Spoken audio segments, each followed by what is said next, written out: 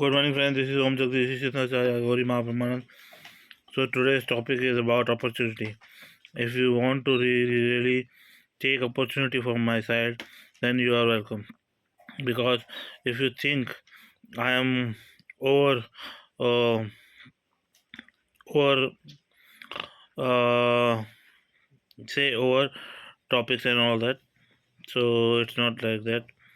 Over attitude person I am, then it's not like that.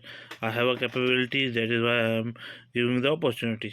If you have the opportunity, you also do such things. Okay, तो now words are in Hindi. देखो यार, मेरे पास मोक्ष है, ये तो पता ही है, और मैंने आपको सबको सब कुछ बता रखा है। आप सबके ये मानव लोक है, ये मानव लोग हैं, यहाँ मानव बसते हैं। हम आते हैं, लेकिन हमें भी एडजस्ट होना पड़ता है। अब मैं अपने बारे में बताता हूँ कि मैं शिव हूँ, तो वो आपको अटपटा लगेगा, क्योंकि ये मानव लोक है और कोई बताता नहीं है। और मैं अपने अस्तित्व में रह कर इस बात को ग्रहण करता हूँ कि हाँ, मैं कोई तत्व हूँ। चलो छोड़िए वो सब बातें। और आप समझेंगे कि अहंकार अहंकार के बारे में मैंने पिछले वीडियो में बता रखा है, आप वो देख लीजिए। और कुछ टॉपिक्स मैंने कवर कर रखे हैं, वो भी देख लीजिए। मेरे पास समय कम है, लेकिन मैं अब जानकारी देना चाहता हूँ। तो आइए जानकारी को धीरे से देते हैं और समझते हैं।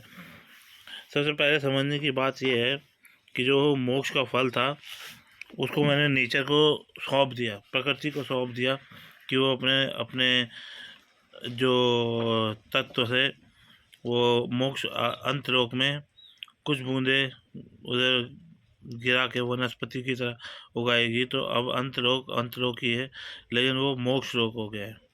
खैर, वहाँ जाना इतना आसान नहीं। मैं कोई फेक वादे नहीं करना चाहता।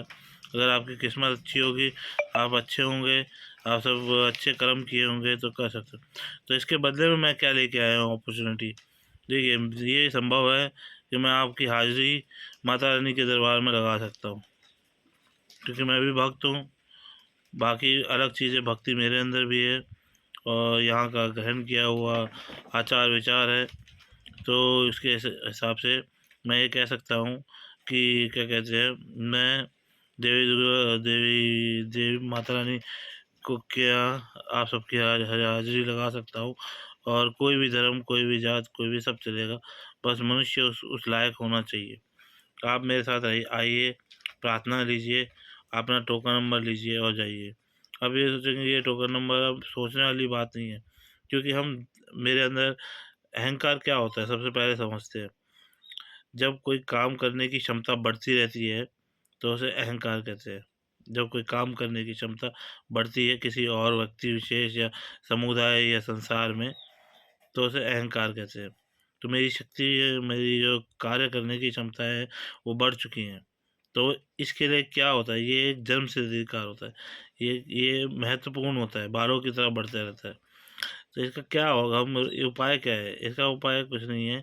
ये इसका पहचानने की विधि कब आती है, जब हम सोचने लगते हैं कि यार मेरी बातों से किसी को दुख तो नहीं होगा, या उसका प्रभाव क्या पड़ेगा, उसका प्रभाव किसी और पे क्या पड़ेगा। हम जब ये सोचने लगते हैं, तो समझिए आप कितने भी अच्छे हो, तभी तो आप दूसरों के लिए सोच रहे हो। या आप कितने भी बुरे हो, तभी तो आप मतलब बुरा तो कर नहीं सकते। लेकिन अच्छाई, पॉजिटिविटी में देखा जाए, तो वो यही है कि आप कितने भी अच्छे हो, लेकिन आप दूसरों के लिए सोच रहे हो कि क्या कहते हैं, यार उसका मेरे मेरे मेरी दृष्टिकोण क्या होगा। तो इसमें आ जाती है ईर्ष्या, जलन, और ये सब चीज़ें आ जाती है इसके अंदर अंदर। ईर्ष्या, जलन, भेदभाव, नकारना, भेदभाव करना, नकारना, अपने से नकारना, और उस मनुष्य को तिरस्कार करना, ये सब फिर बुराइयां का रूप ले लेता है। एक व्यक्ति के ऊपर नहीं, जो साम के उसकी दृष्टिकोण दूसरे व्यक्ति पे ऐसा प्रति प्रभाव डालता है कि वो उस जो इस लायक होता भी नहीं है, जो वो सोचता भी नहीं है वैसा हो जाए, और वो बिगड़ जाता है। तो ये है अहंकार, और अहंकार का कारण। अब बोलता हूँ मैं सीधी बात कि यार, आपको अगर माता रानी के दरबार में जाना है, हाजिरी लगानी है, तो आप आइए और मेरे से हाजिरी लगवाइए। और पता नहीं, वो हम बात करेंगे। और टोकन नंबर लीजिए। से हर महाकाल टुमी। ओम जगदीश। आशीर्वाद जय नभ।